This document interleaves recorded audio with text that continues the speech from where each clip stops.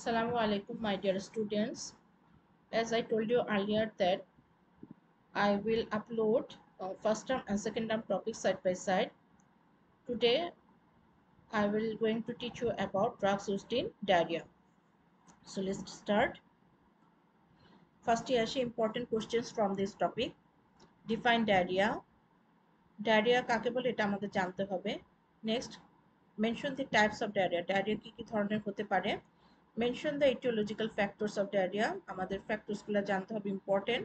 What are the causative factors of acute watery diarrhea? Write down the management of acute watery diarrhea. Mention the newer composition of ORS.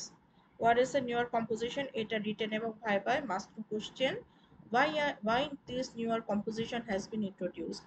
কেন এই newer কম্পোজিশনটা আগের কম্পোজিশনে কি এমন problem ছিল যে এখন আবার নিউয়ার কম্পোজিশন ইন্ট্রোডিউস করা হলো, এটা আমাদের জানতে হবে. Why glucose is added in ORS, glucose কেন অ্যাড করা হয়. Why ORS should be discarded after 12 hours of preparation? ORS usually পানি দিয়ে গোলানোর পরে স্যালাইন তৈরি করার পরে 12 ঘন্টা পরে আমরা কেন এটাকে ডিসকার্ড করি. আচ্ছা, এটা ভাইবার পেড কোশ্চেন, এটা সবাইকে জিজ্ঞেস করে. What is the role of antimicrobials in acute watery diarrhea? Written among viva question. Must know question. What is the role of antimicrobials in dysentery? Enumerate the antimotility drugs. Mention their role in diarrhea and what may be the consequence if you give antimotility drug in children. এগুলো হচ্ছে diarrhoea থেকে যে কোশ্চেনগুলো viva এবং রিটেনে করা হয়. So আমরা এখন শুরু করি. ওকে, প্রথমে আসি ডায়রিয়ার ডেফিনিশন. কখন আমি ডায়রিয়া বলবো? Diarrhea may be defined as passage of 3 or more loose or watery stool in a 24 hours period. তাহলে আমরা এটাকে কাউন্ট করব কিভাবে? 24 hours পিরিয়ডে আমার passage of loose or watery stool কতবার যাচ্ছে সেটাকে আমরা ডায়রিয়া বলবো. So loose stool being one that take the shape of a container. ঠিক আছে, তাহলে ইনফ্যান্টের case, in case of infant আমরা কিভাবে করে এটাকে কাউন্ট করতে পারি? Stool volume in excess of 15 gram per kg per 24 hours and from 3 years stool output more than 200 gram per 24 hours is considered as diarrhea. ঠিক আছে,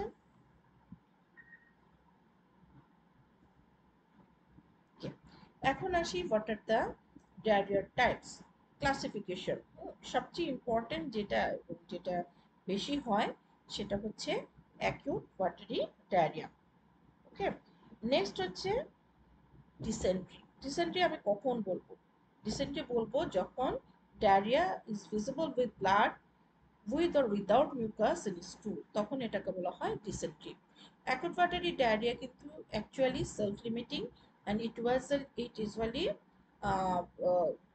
একা এটা কি হয়ে যায়, রেমিশন হয়ে যায় উইদিন 14 days. ওকে, এবং এটাতে কোনো ব্লাড বা মিউকাস থাকবে না.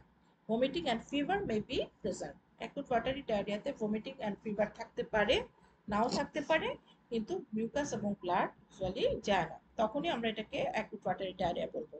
রিসেন্টলি বলবো যখন ডায়রিয়ার সাথে passage of blood with or without mucus থাকবে, তখন সেটাকে বলা হয় dysentery. and the most common cause of dysentery is Shigella. ওকে, আর persistent diarrhea. persistent কখন বলি? when diarrhea begins acutely but it lasts more than 14 days, then it is called persistent diarrhea. Okay, now comes to the etiology of diarrhea. In case of acute watery diarrhea, rotavirus is the most common cause. In case of children, rotavirus diarrhea most common cause. এছাড়া কি দিয়ে হতে পারে? Enterotoxigenic E coli and Vibrio cholerae. Okay, আচ্ছা, এটা হচ্ছে acute watery ডায়রিয়ার aetiological factors. In case of dysentery or invasive diarrhoea, the organisms are Shigella, Salmonella, Campylobacter jejuni, Entamoeba histolytica, Clostridium difficile, and Cryptosporidium. তাহলে these are the causes for dysentery or invasive diarrhea. Okay, now comes to write down the management of diarrhea. Diarrhea হলে আমি কিভাবে manage করব?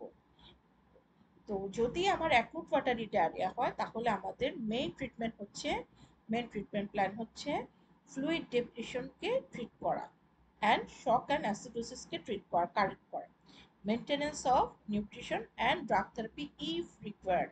In case of acute watery diarrhea, usually no drug treatment is required, only fluid depletion কে আমাকে correct করতে হবে। Okay. Replacement of fluid and electrolytes done by oral rehydration therapy. ঠিক আছে, oral rehydration, ORS তোমাদেরকে পরীক্ষায় ভাইবার সময় জিজ্ঞেস করে what do mean by ORS. ORS means oral rehydration salt. তোমরা স্টুডেন্টরা এটাতে এই কোশ্চেনের অ্যান্সারে অধিকাংশ সময় দেখা যায় মানে তোমরা এটাকে ইগনোর করো অথবা এটাকে খেয়াল করো না যে ওআরএস বললে তোমাকে কি বলতে হবে, what is the abbreviation of ORS. Abbreviation of ORS is oral rehydration salt. যখন এটাকে আমি ডিসলভ করব with water, it becomes oral rehydration solution. এটাকে তোমাদের খেয়াল রাখতে হবে। তাহলে ORS means oral rehydration salt. When it is dissolved with water, then it is oral rehydration solution. আচ্ছা, now comes to the newer composition of ORS. ORS এর newer composition এর মধ্যে কি কি আছে? Sodium chloride 1.30 gram.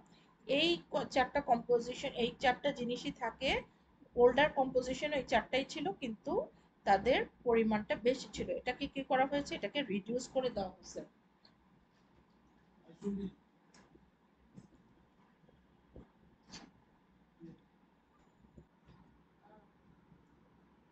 Okay, newer composition of ORS, এটাতে কি কি থাকে? Sodium chloride 1.30 gram, potassium chloride 0.75 gram, ট্রাইসোডিয়াম citrate 1.45 gram, and anhydrous glucose 6.75 gram. It should be dissolved in 500 ml of water. এটা কিন্তু আমাদেরকে অবশ্যই লিখতে হবে, এটা না লিখতে কিন্তু পরীক্ষা নাম্বার পাওয়া যাবে না। আমরা কিন্তু ওয়াটারের কথা লিখতে ভুলে যাই।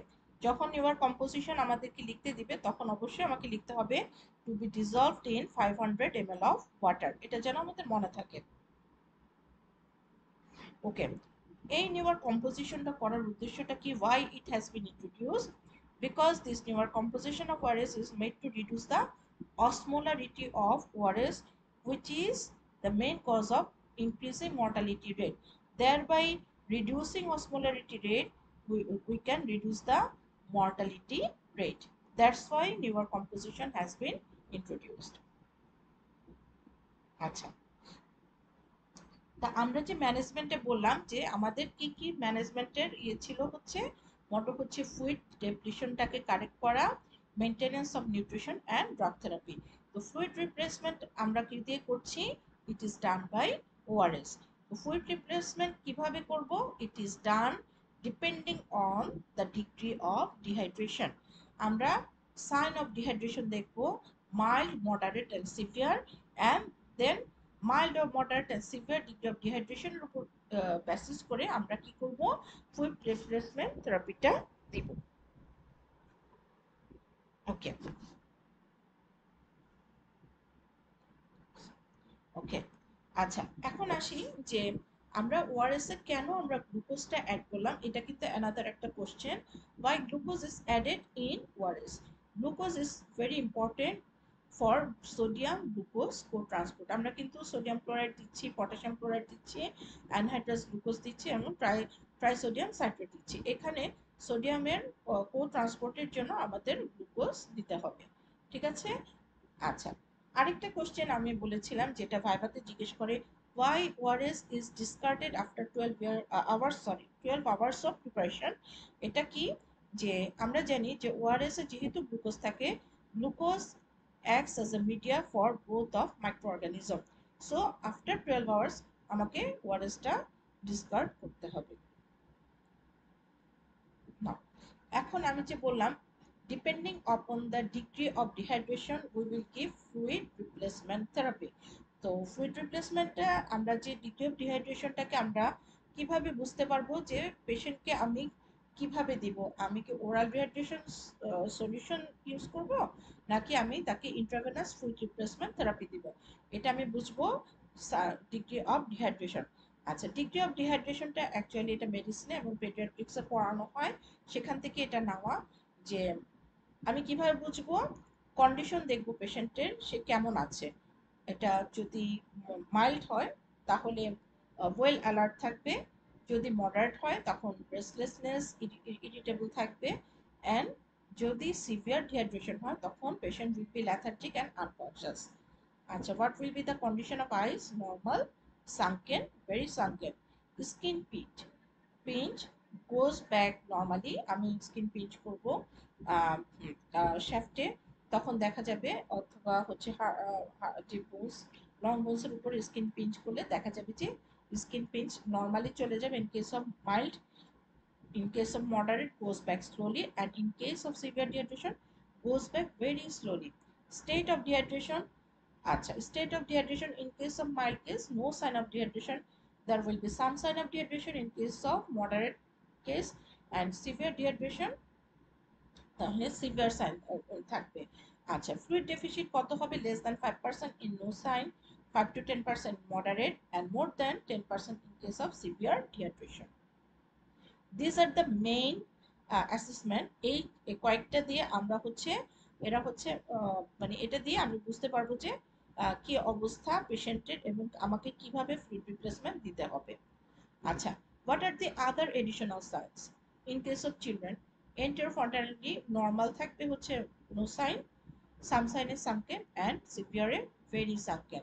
Pulse will be normal in no sign, rapid pulse থাকবে moderate, and rapid and weak pulse থাকবে হচ্ছে severe sign of dehydration. Blood pressure will be normal in case of no sign, normal or decreased in moderate dehydration, and severe in case of severe dehydration there will be low or unrecordable blood pressure. Breathing will be normal in no and some sign of dehydration. In case of severe, breathing will be increased. Arms and legs will be warm in case of no and some sign of dehydration. In case of severe sign, the extremities will be cold. তাহলে এটা হচ্ছে আমাদের degree of dehydration. এটা দেখলে আমরা বুঝতে পারবো যে আমাকে কিভাবে ফ্লুইড রিপ্লেসমেন্টটা দিতে হবে। In case of severe dehydration, intravenous fluid replacement therapy should be given. এর সাথে আমরা কি করব? নিউট্রিশন মেইনটেইন করব, and then we will go for drug therapy. Drug থেরাপিতে আমরা কি কি ইউজ করি? Antimicrobials and anti-motility or anti-diarrheal drugs. Okay, very important question. What is the role of antimicrobials in diarrhea? যদি অ্যাকিউট ওয়াটারি ডায়রিয়া হয় তাহলে অ্যান্টিমাইক্রোবিয়ালের role কি হবে? and in case of dysentery, what will be the role of antimicrobials? In case of acute watery diarrhea, আমরা জানি as acute watery diarrhea is a self-limiting disease, there is no role of antimicrobials in this case.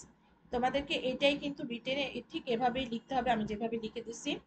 use of antimicrobials may prolong the carrier state, এটা আমাদেরকে মনে রাখতে হবে। Micro অর্গানিজমের career স্টেটকে prolong করে দেয় যদি আমি অ্যান্টিমাইক্রোবিয়াল ইউজ করি in case of acute watery diarrhoea. only fluid replacement is done depending upon the degree of dehydration. আমাদের ফ্লুইড রিপ্লেসমেন্ট থেরাপিটা এখানে সবচেয়ে ইম্পর্টেন্ট। আচ্ছা, if passage of mucus and blood in the stool is seen or visible, usually attended with fever and abdominal pain but no vomiting, then antimicrobials are required in this case. তাহলে আমার যদি passage of blood and mucous থাকে with or without fever, তখনই আমাকে অ্যান্টিমাইক্রোবিয়ালস চিন্তা করতে হবে। আচ্ছা, অ্যান্টিমাইক্রোবিয়ালস কিভাবে আমি দিব? ডিসেন্ট্রিতে ডিপেন্ডিং আপন দি positive organism, we will give antimicrobials. In case of traveler's diarrhea, it is usually caused by Campylobacter virus, enterotoxigenic E. coli. The drug of choice in this case, ciprofloxacin, and alternative are cotrimoxazole, doxycycline. In case of Shigella dysentery, drug of choice is ciprofloxacin. Alternative drugs are cotrimoxazole and amoxicillin. এগুলো মনে রাখবে, এগুলো কিন্তু তোমাদের লিখতে হবে যদি dysentery বলে তাহলে। In case of Salmonella typhi, fluoroquinolones, ceftriaxone, azithromycin, cotrimoxazole and amoxicillin এগুলো হচ্ছে ড্রাগস যেগুলো আমরা সালমোনেলা টাইফি অথবা টাইফয়েড ফিভারে ইউজ করি। তোমাদের কিন্তু কোশ্চেন দেয় যে পেশেন্ট, ফর এক্সাম্পল তোমাকে দিল 35-year-old patient was diagnosed as a case of typhoid fever. What will be the drug of choice? In this case. হ্যাঁ, এবং তোমাকে বললো হোয়াট উইল, এটা এভাবে বলতে পারে যে choose A P drug for this case and justify your selection.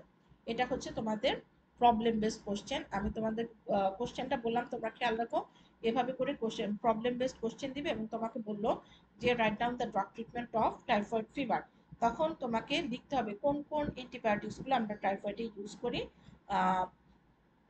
Previously fluoroquinolones, that means ciprofloxacin was the drug of choice, কিন্তু nowadays ciprofloxacin resistance হয়ে যাওয়াতে এখন drug of choice হচ্ছে ceftriaxone, and second or alternative drug হচ্ছে azithromycin। এছাড়া কি use করা যায়? কোট্রামাক্সোসোল, amoxicillin, but অ্যামোক্সিসিলিনের এফিকাসি is compromised.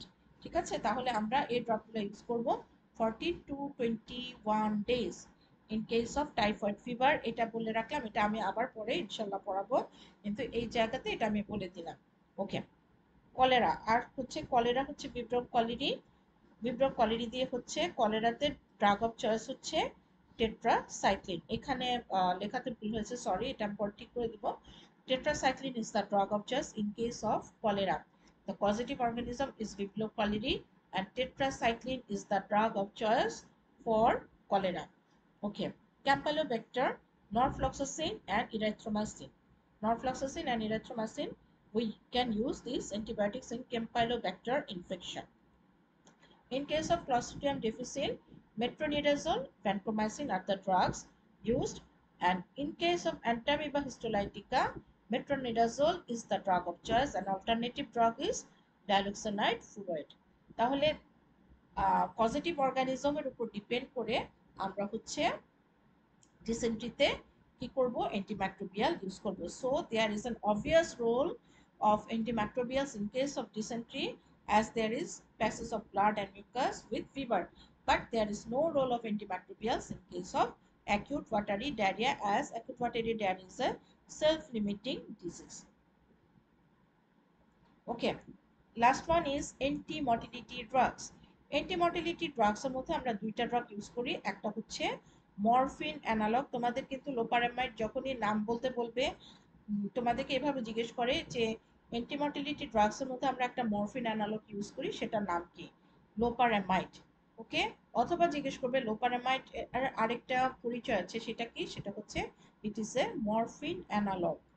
Okay, morphine analogue, that means morphine হচ্ছে narcotic analgesic or opioid analgesic. এই যে এটা হচ্ছে morphine analogue loperamide. and another drug is diphenokylate. Loperamide and diphenokylate, these are the two anti-motility drugs use করা হয় in case of diarrhea. আচ্ছা, কখন আমি anti-motility drug use করব? When passage of loose stool more than 20 times a day, then we can use anti-motility drugs. Otherwise, we should not use anti-motility drugs. Okay, তাহলে passage of loose stool more than 20 times, এটা তোমাদের জিজ্ঞেস করে স্টুল passage of স্টুল কত Times এর বেশি হলে আমি অ্যান্টিমোটিলিটি ড্রাগস দিব, মোর দ্যান 20 টাইমস। আচ্ছা, এটার সাথে আরেকটা খুব ইম্পর্টেন্ট কোশ্চেন, সেটা হচ্ছে if you give anti-motility drugs in case of children, what consequence may occur? এটা কি কনসিকোয়েন্স হতে পারে? It may cause paralytic ileus in case of children if we give antimotility drugs in case of children. তাহলে this are all about diarrhoea. Okay, তাহলে ডায়রিয়া থেকে আমরা কি কি কোশ্চেন পড়লাম?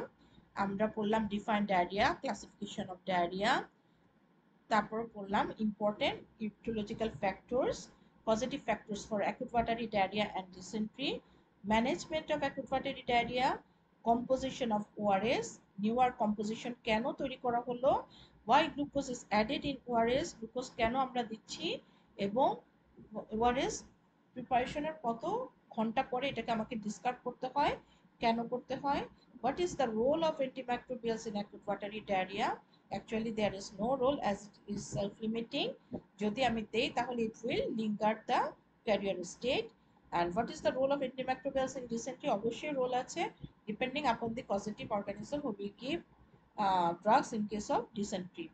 Anti-motility drugs দুটো, একটা হচ্ছে loperamide which is a morphine analog, another is diphenokylate, এবং loperamide কখন দেব? when passage of loose stool more than 20 times a day, then we give anti-motility drugs, এবং আমি যদি antimotility drugs in case of children কি হতে পারে, there will be paralytic ideas.